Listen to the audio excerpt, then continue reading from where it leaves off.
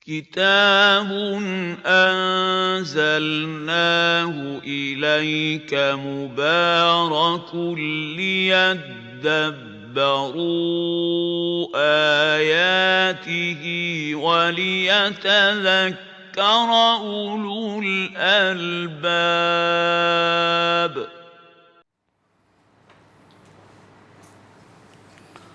أعوذ بالله من الشيطان الرجيم. بسم الله الرحمن الرحيم. إن الحمد لله نحمده ونستعينه ونستهديه ونستغفره ونعوذ بالله تعالى من شرور أنفسنا ومن سيئات أعمالنا.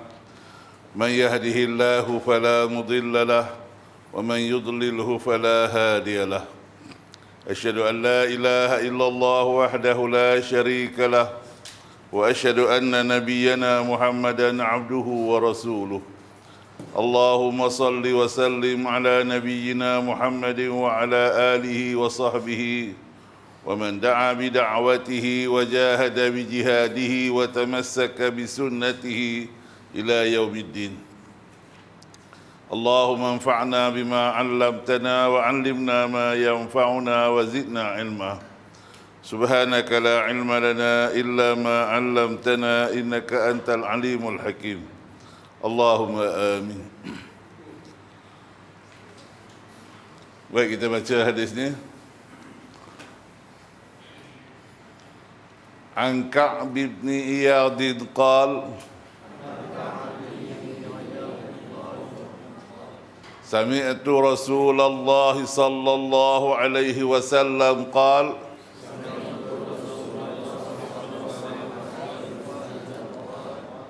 إن لكل أمة فتنة وفتنة أمة المال. Dari riwayat Tirmizi, hadis sahih nombor 2336. Daripada Ka'ab ibn Iyad, ini seorang sahabat Nabi, dan di akhir hayat dia tinggal di Syam. Aku mendengar Rasulullah sallallahu alaihi wasallam bersabda, sesungguhnya bagi setiap umat itu fitnah, dan fitnah bagi umatku ialah harta. Jadi fitnah ni banyak makna. Jadi makna fitnah ni serupa macam dalam surah 29. Baik, kita baca ayat ni. A'udzu billahi minasyaitonir rajim. Bismillahirrahmanirrahim. Alif Lam Mim.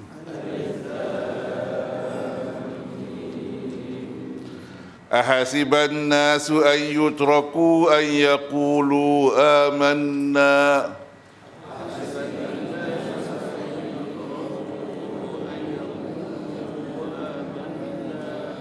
wa hum la yuftanun. وَلَقَدْ فَتَنَّا الَّذِينَ مِنْ قَبْلِهِمْ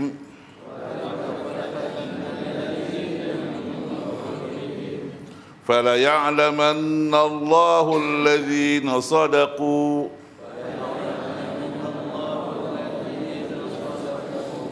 وَلَيَعْلَمَنَّ الْكَاذِبِينَ. Alif Lam Mim. Apakah manusia mengira dia akan dibiarkan berkata, kami sudah beriman, padahal ia tidak diuji. Jadi yuftanun itu daripada perkataan fatana.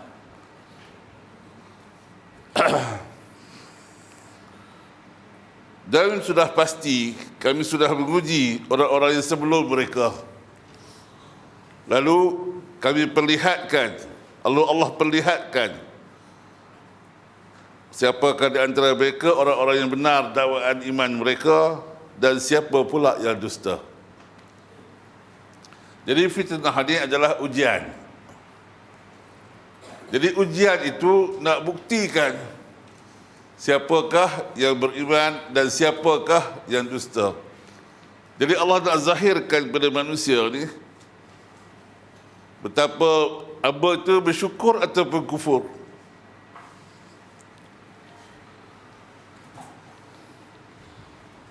Jadi ujian ini, fitnah ini adalah harta.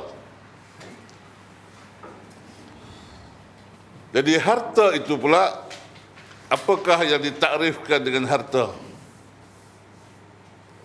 Jadi dalam Quran selalu digandingkan dengan harta dan anak-anak. Cuba lihat dalam surah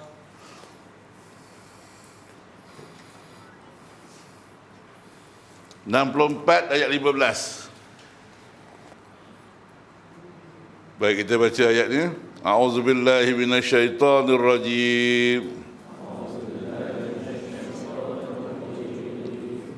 Innama amwalukum wa auladukum fitnah.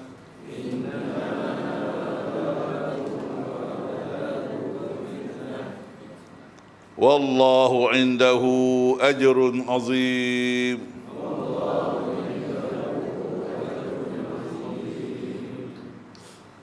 Jadi sesungguhnya harta benda dan anak pinak kamu tidak lain adalah fitnah, adalah ujian. Dan Allah di sisinya ada ganjaran yang hebat. Jadi dengan harta benda dan anak pinak ini ada peluang untuk mendapat ganjaran yang hebat. Jadi bagaimanakah kita nak menggunakan peluang itu bagi mendapatkan ganjaran yang hebat? Dan apakah yang patut kita buat dengan harta benda dan anak pinak kita itu?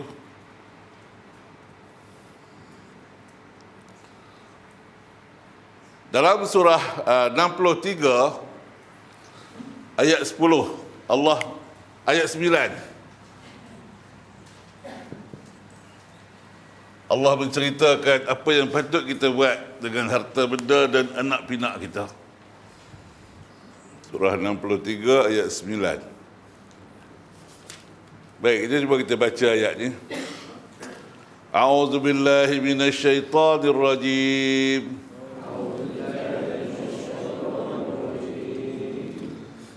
Ya ayyuhallazina amanu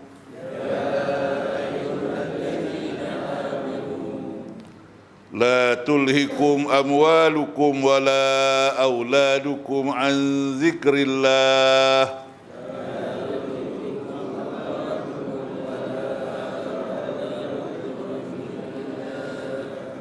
wa man yaf'al dhalika fa ulaika humul khasirun.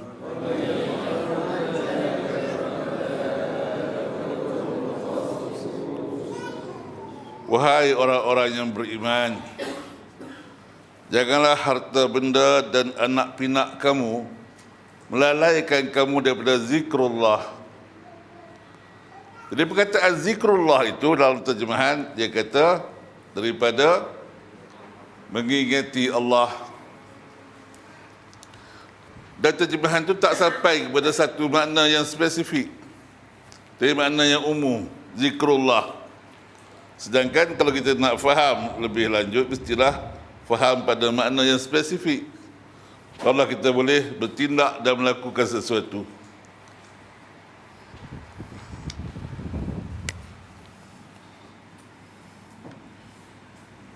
Jadi bagi yang dah belajar dah tahu, bagi yang belum belajar dapat belajar hari ini. Perkataan zikrullah, an zikrillah, pada an tu dia kena baris bawah sebab itu harfu jar. Dan bila isim nakirah tak ada alif lam, ini tanpa tanwin, nakirah tanpa tanwin. Patutnya kalau nakirah saja je tanwin, ini dipanggil mudhaf. Allah ini lafzul jalalah ma'rifah, Bila makrifah datang selepas nakirah, dia mesti bagi bawah, kerana ia adalah mudhafun ilaih.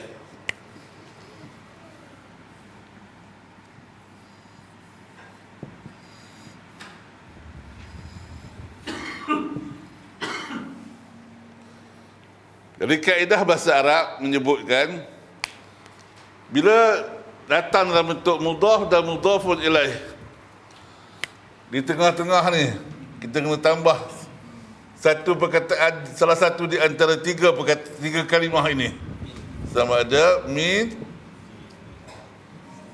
fi dan li. Jadi yang sesuai di sini kita pilih min. Min masuk kat sini. Jadi maknanya an zikrin minallah. Jadi wahai orang-orang yang beriman, jagalah harta benda dan anak pinak kamu melalaikan kamu daripada peringatan daripada Allah, iaitu Al-Quran.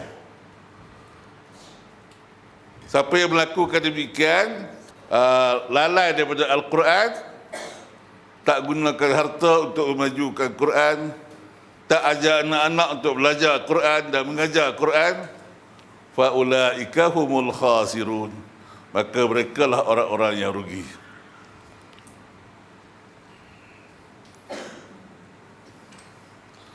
Jadi bila sebut kata rugi itu pula, apa maksud rugi? Maksud rugi ni kita baca pada surah 39 ayat 15 hingga 16. Baik, kita baca ayat ni. A'udzubillahi minasyaitonir rajim.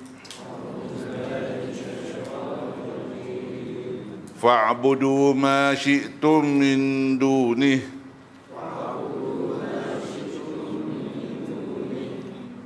قل إن الخاسرين الذين خسروا أنفسهم وأهليهم يوم القيامة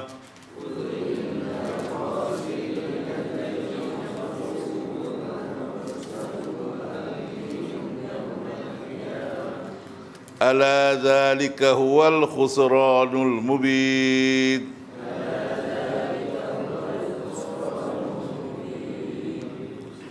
لهم من فوقهم ظلل من النار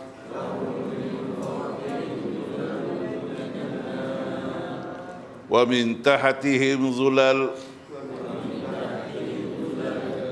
ذلك يخوف الله به عباده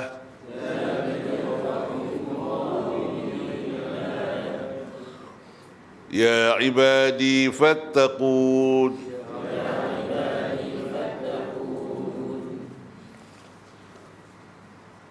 Jadi Allah menyebutkan, pujalah apa yang kamu suka selain daripada Allah, selain daripada Quran ni. Jadi ramai orang tak nak ambil Quran ni dan lebih senang menghabiskan umur dia kepada benda-benda yang lain. Kenapa? Lebih yakin dengan dunia dan merasa tenang dengannya.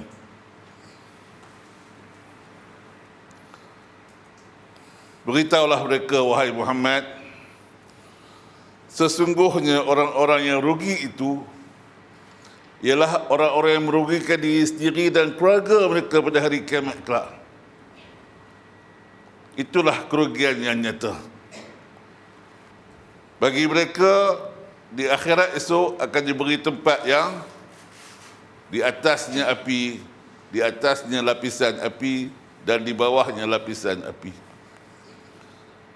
Jadi adakah kita nak sediakan tempat demikian rupa untuk diri kita dan anak-anak kita dengan membelakangkan Quran ini sebagai apa yang patut kita usahakan di dunia ini, sebagai jalan untuk menambahkan pahala di sisi Allah Subhanahu wa taala bagi mendapatkan ganjaran yang hebat di akhirat esok, iaitu syurga yang penuh nikmat. Jadi fitnah bagi kita ini ialah, banyaklah fitnah, tapi fitnah yang paling besar bagi kita terhadap harta dan anak pinak kita ialah meninggalkan Quran. tak mempedulikannya sebagai panduan hidup kita. Kerana Quran ini adalah sebuah kitab yang Allah turunkan untuk bimbing manusia ini keluar daripada zulumat kepada nur,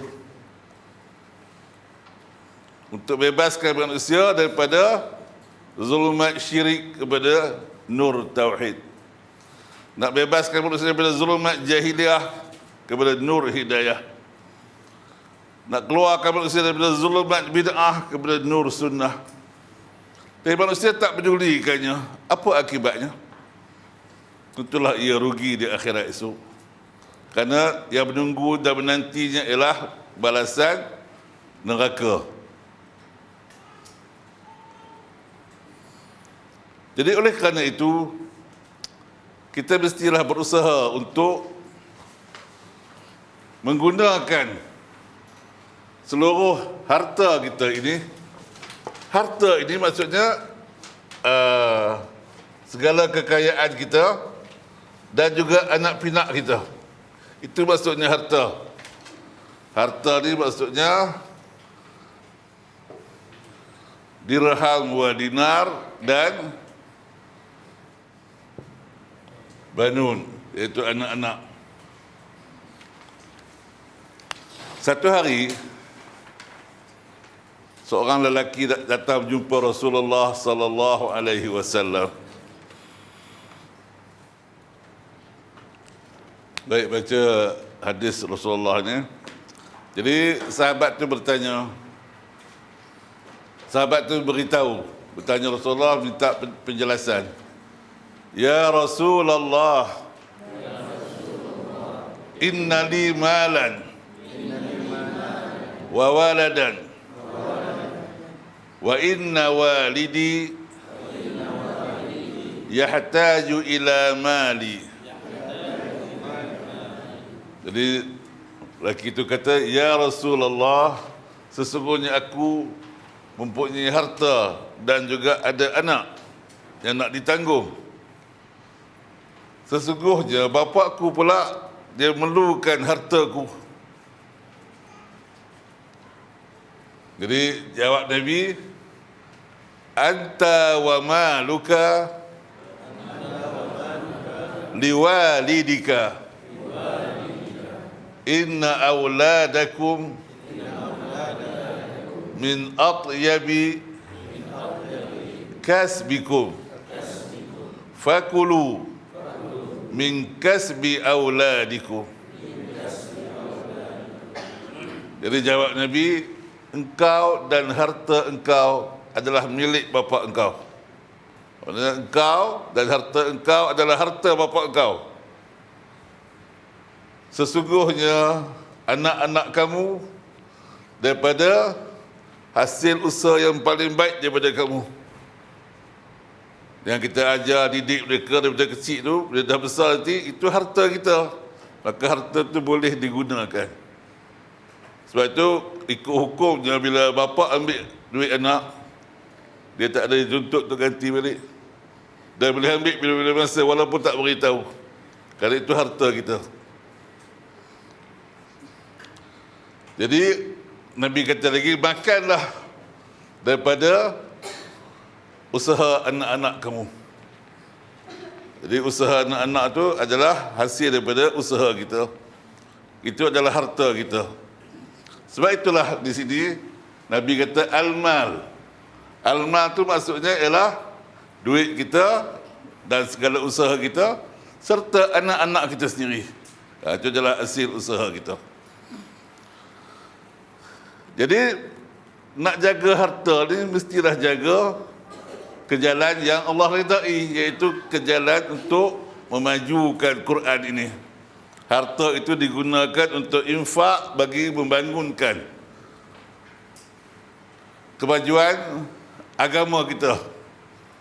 Jadi nak majukan agama kita itu ialah dengan kita bangunkan institusi yang boleh menyebarluaskan pengajaran Quran dan juga tegaknya solat di atas muka bumi ini.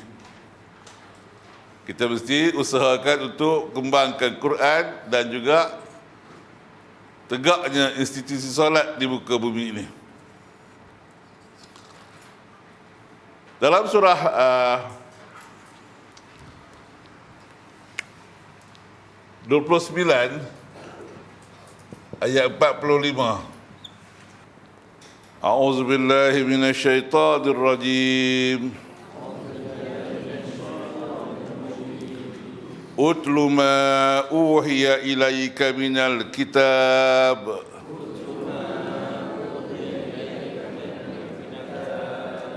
wa aqimis salah inna salata tanha 'anil fahsya'i wal munkar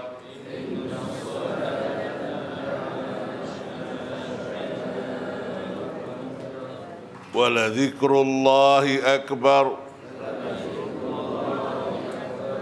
wallahu ya'lamu ma tasna'un.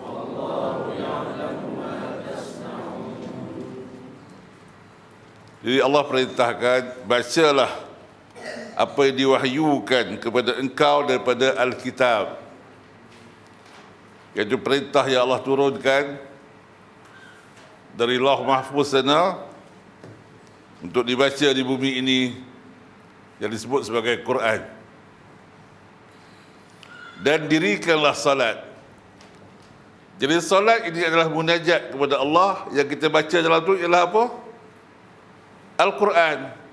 Sebab tu Quran ni kena baca dan faham. Dia tak boleh baca tak faham. Jadi wajiblah bagi tiap-tiap orang daripada kita ini bekerja untuk peringkat pertama di Malaysia ni, memberi orang faham Quran. Ramai orang tak faham Quran. Jadi inilah kerja kita yang pertama sekali. Basmikan kejahilan. Basmikan buta huruf, buta Quran. Ini kerja besar yang mesti kita buat. Jadi bila ini kerja besar yang kita buat, kita mesti korbankan harta benda kita untuk jalan ini. Masing-masing infak fi sabilillah untuk kita majukan sekolah-sekolah yang boleh mengajar Al-Quran ini. Sekolah dewasa, sekolah kanak-kanak, sekolah orang pencen, sekolah orang belum pencen, semuanya kena masuk sekolah ni. Sebab apa?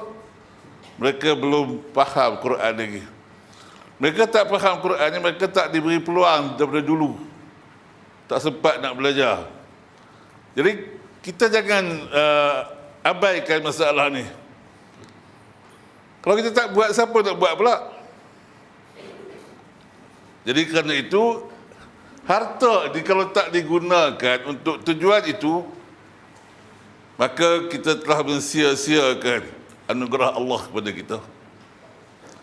Cubalah bayangkan, kalau semua kita ada kesedaran yang bersungguh-sungguh terhadap agama kita ni. Nabi itu bersungguh-sungguh sebarkan agama dia, agama Islam ini kepada umat dia, untuk selamatkan daripada neraka.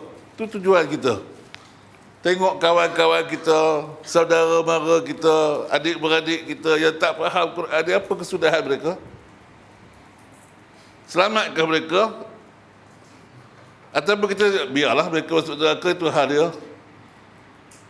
Sebab Allah Subhanahu wa taala sebutkan dalam surah 7 ayat 40. Cuba perhatikan betul-betul ayat ini. A'udzu billahi minasyaitonir rajim. Innal ladzina kazzabu biayatina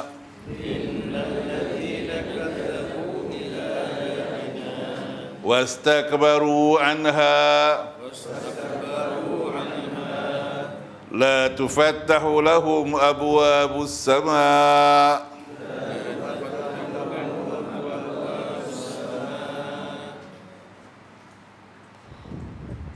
ولا يدخلون الجنة حتى يلج الجمل في سم الخياط وكذلك نجزي المجرمين. Sesungguhnya orang-orang yang mendustakan ayat-ayat kami yang dibawa oleh para rasul. Sesungguhnya orang yang mendustakan Al-Quran yang dibawa oleh Nabi Muhammad sallallahu alaihi wasallam dan menyombongkan diri terhadapnya. Tak peduli nak faham, baca pun tak faham sampai sudah, tapi mengaku beriman. Itu namanya orang yang sombong. La tufattahu lahum abwabus sama', tak akan dibukakan pintu langit untuk mereka. Amalan mereka tak akan diangkat ke langit dan doa mereka tak akan dimakbulkan Allah Subhanahu wa taala. Itu maksudnya. Dan mereka tak boleh masuk syurga sampailah unta boleh masuk lubang jauh. Maknanya mustahil. Bahaya tak macam tu? Kalau dah bahaya macam tu, apa kita duk buat? Takkan kita belajar saja sekadar nak tahu saja. Kita kena ambil langkah-langkah yang perlu. Ada tindakan-tindakan yang kita kena buat. Itu maknanya belajar. Kalau belajar setakat dengar je, bila masa nak berubah? Minggu depan dengar lagi, bulan depan dengar lagi, tahun depan dengar lagi. Tapi keluar di situ macam mana? Orang yang beriman ini, dia tak boleh keluar dalam keadaan pekak dan buta. Pekak macamnya tak dengar kata, buta tak nampak jalan. Surah 25 ayat 73. Ini sifat orang yang beriman. Bila dah tahu dah ini bahaya, jom kita bertindak. Surah 25 ayat 73. A'udzu billahi minasyaitonir rajim. Walladzina idza dzukkiru biayati rabbihim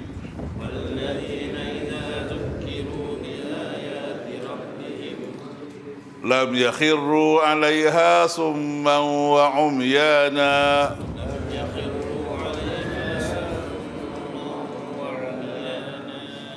Dan orang-orang yang boleh disebut ayat-ayat kami, dia tak berlalu pergi dalam keadaan pekak dan buta. Itulah sifat ibadur rahman yang Allah sebut dalam surah yang sama, ayat 66 atau 65. Wa ibadur rahman allazina yamshuna 'alal ardi hauna, sampailah ayat 75 tu. Jadi dalam ayat 73 tu dia kata wallazina idza dzukkiru bi ayati rabbihim. Ibadur rahman itu ialah orang-orang yang bila disebut ayat-ayat Tuhan mereka, perintah-perintah Tuhan mereka, dia tak berlalu pergi dalam keadaan pekak dan buta. Pekak tu maknanya buat tak peduli je, buat pekak je. Dan buta, tak nampak jalan. Tengok orang semua tak pandai Quran pun buta lagi. Biar taklah. Itu hair mereka, bukan hair saya. Jadi kita kena ambil tindakan. Tindakan dia macam mana? Itulah gunanya solat tadi. Balik pada surah 29 ayat 45. Innas salata tanha 'anil fahsya'i wal munkar. Allah kata, sesungguhnya solat itu mencegah perbuatan fahsya dan munkar. Fahsya itu perbuatan sumbang sesama manusia, dan munkar itu perbuatan syirik kepada Allah Subhanahu wa taala. Kalau kita solat, hari-hari berulang ke masjid solat, tapi tak ada pun usaha kita nak mencegah perbuatan sumbang dan syirik, maka kita tu tak adalah makna solat itu. Jadi Quran ni bila tak faham bawa kepada apa? Dengan Allah syirik, dengan manusia sumbang. Sebab tak tahulah kita fitnah orang, mengumpat orang, sangka buruk pada orang. Ini menyebabkan masyarakat kita jadi masyarakat yang tak kuat ukhuwah dia, tak kukuh perpaduan dia. Kerana apa? Belakangkan Quran. Dan dengan Allah pula syirik kepada Allah. Kalau tak ambil Quran sebagai panduan hidup kita, tapi ambil yang lain sebagai panduan kita. Jadi kerana itu kita kena berusaha melalui infak fi sabilillah, ada zakat, ada duit kita yang Allah bagi rezeki kepada kita, belanjakan sebahagiannya ke jalan Allah ini. Tubuhkan. Bukan satu macam sini-sini pun tak mat dah kalau kita tengok. Kalau tuan-tuan bawa bagi seorang-seorang pun dah sempit dah. Pasal kita buang meja separuh. Jadi kita tubuh lagi sekolah lain. Jadi siapa yang jadi guru? Tuan-tuan semua jadi guru. Ambil semangat, saya nak pensi bulan depan. Datang belajar sini, jadi guru. Tak cukup lagi, saya tak larat, tenaga saya tak kuat. Ambil anak pula hantar, suruh belajar Quran ni. Inilah cara sumbangan kita. Ini bisu, balik rumah bisu. Nak cakap ke orang sebelah pun tak berani. Jom kita pergi mengaji Quran. Saya nampak awak ni bila pensi tu kena mengajar Quran. Awak dah gila ke kata? Tu.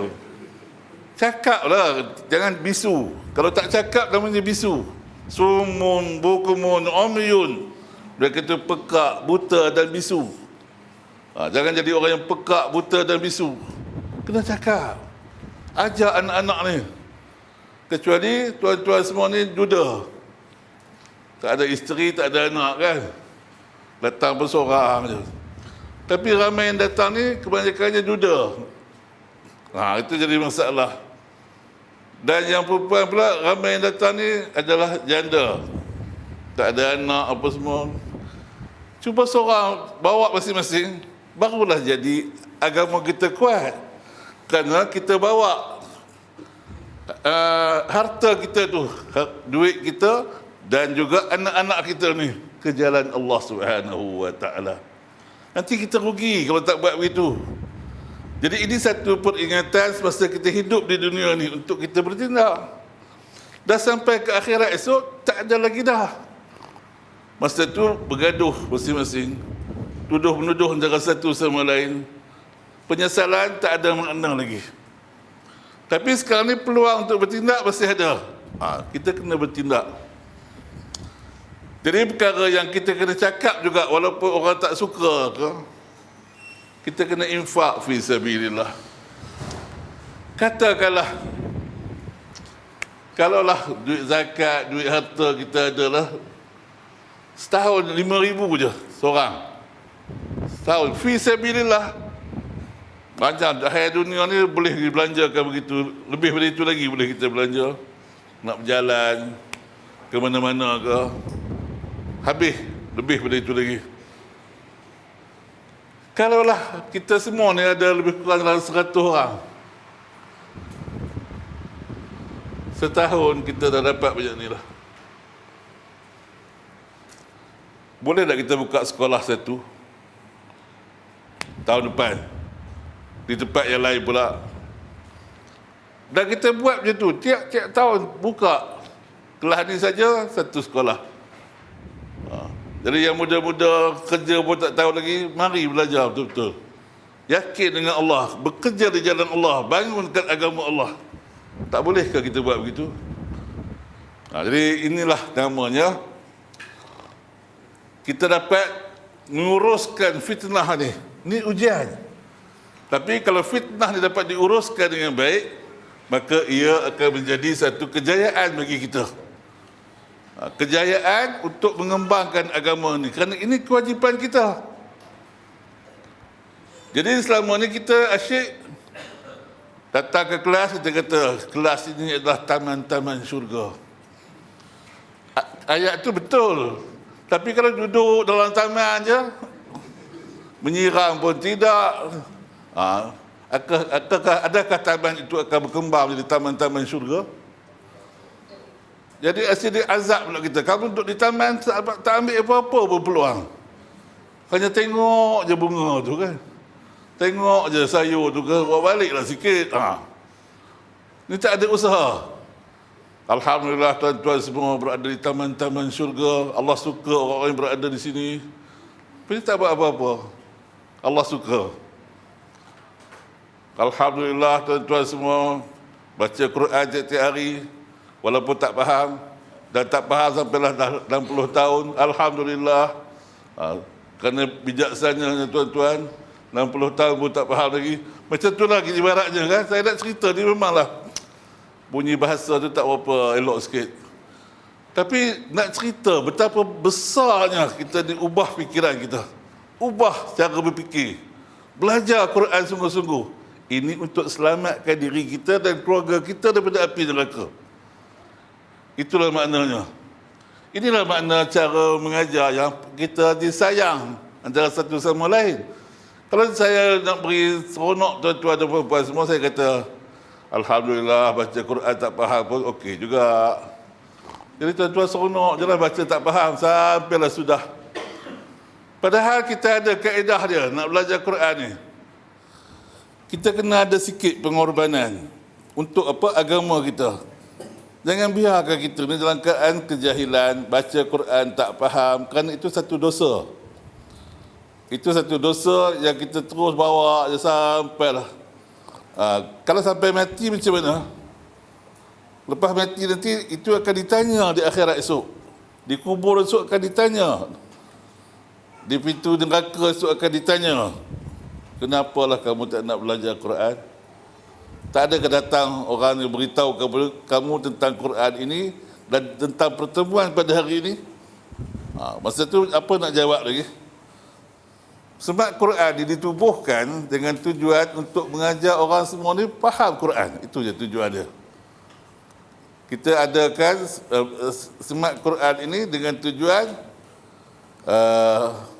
mencari keredaan Allah melalui usaha mengajar orang ramai faham Al-Quran ini dan boleh amalkan dalam kehidupan seharian. Itu tujuan dia. Kita nak ajar Quran dan nak biar tempat ni siasa je, berjalan lancar. Jadi sebab itulah kita kena ada tolong-menolong dalam perkara itu.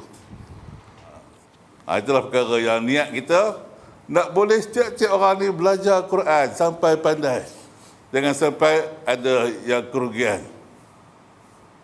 Jadi itulah saja yang kita harapkan dapat kita faham daripada ayat ini bahawa tiap-tiap umat itu ada fitnah, dan fitnah bagi umatku adalah harta, iaitu duit dia dan juga anak pinak dia. Jadi hendaklah kedua-dua ini digunakan ke jalan Allah, iaitu dengan dihabiskan bagi tujuan belajar Al-Quran dan mengajarkannya. Jadi harta ini boleh jadi sumber modal dan anak-anak ni jadi boleh jadi tenaga pengajar, supaya kita semua ini, hidup kita ini meneruskan perjuangan Nabi yang disebutkan dalam surah 48 ayat 28. A'udzubillahi minasyaitonirrajim.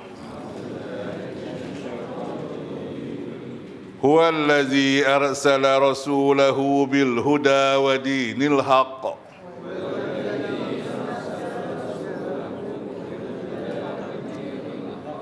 ليظهره على الدين كله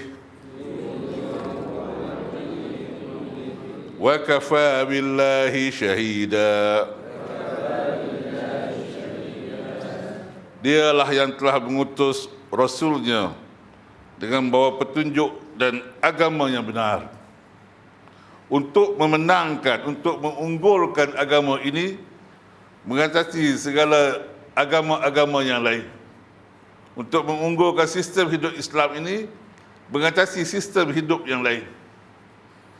Dan cukuplah Allah itu sebagai penolong dalam usaha kita ini. Bertawakallah kepada Allah dan berusahalah sungguh-sungguh. أقول قولي هذا وأستغفر الله لي ولكم. اللهم اجعل هذا جمعنا جمعا مرحوما وتفرقنا من بعده تفرقا معصوما. اللهم إنا نعوذ بك من الأربع ومن علم لا ينفع ومن قلب لا يخشع ومن نفس لا تشبع ومن دعاء لا يسمع. اللهم إنا نسألك حبك وحب من يحبك وحب عمل يقربنا حبك اللهم أرنا الحق حقا وارزقنا اتباعه وأرنا الباطل باطلا وارزقنا اجتنابه وصلى الله وسلم على نبينا محمد وعلى آله وصحبه أجمعين والحمد لله رب العالمين. يا